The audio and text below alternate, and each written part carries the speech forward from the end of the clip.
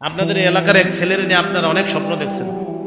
এই বেচারা উজানি মাদ্রাসায় পড়াশোনা কইরা দাওরা হাদিস পাশ করে আইসা বলতেছে, আব্বা এতদিন যে সুদ খাইতেন এটা ঠিক না, এটা হারাম, তোর এই জন্যই পড়ালেখা করাইছে।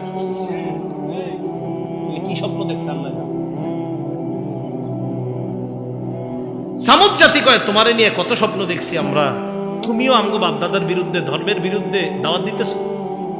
এই সামুদ সম্প্রদায় 5 খোদার ইবাদত করত, ওয়াদ্দুন, সুয়া, ইয়াগুস, ইয়াউক, নাসরুন। মনে রাখবেন যে 5টি মূর্তির নাম বললাম দেবতা, এই 5টি মূলত দেবতা ছিল না, এই 5 জন মূলত আল্লাহর ওলির নাম ছিল। তার নাম আজীব কথা, ঠিক না? সহিহ বুখারীর বর্ণনা। এই 5 জন ছিল আল্লাহর ওলি।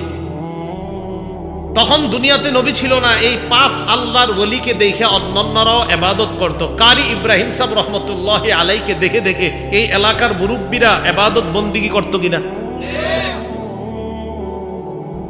5 আল্লাহর ওলি যখন দুনিয়া থেকে বিদায় নিল, বিদায় নেওয়ার পর তারা অনেক কান্নাকাটি করে, হারে কত বড় ওলিদেরকে হারাইলাম।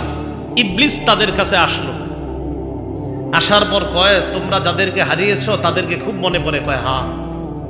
মানুষের রূপ ধারণ করতে পারতো তখন ইবলিস মানুষের রূপ ধারণ করে ওই 5 আল্লাহর ওলির ছবি তাদের সামনে দেখাইলো যে এই 5 আল্লাহর ওলি তো? কয় হ্যাঁ। মাটি দিয়ে তাদের আকৃতি বানাইলো। কি দিয়ে? আকৃতি বানায় বললো এরাই তো? কয় হ্যাঁ। ঠিক আছে, এদেরকে সামনে রেখে রেখে ইবাদত করো। না, তখনও শিরিক শুরু করে নাই, সামনে রাখতো আল্লাহর ওলিদেরকে, বাকি ইবাদত করতো আল্লাহ। মনে পড়তো, আরে এই ওলিদেরকে দেখে ইবাদত করতো।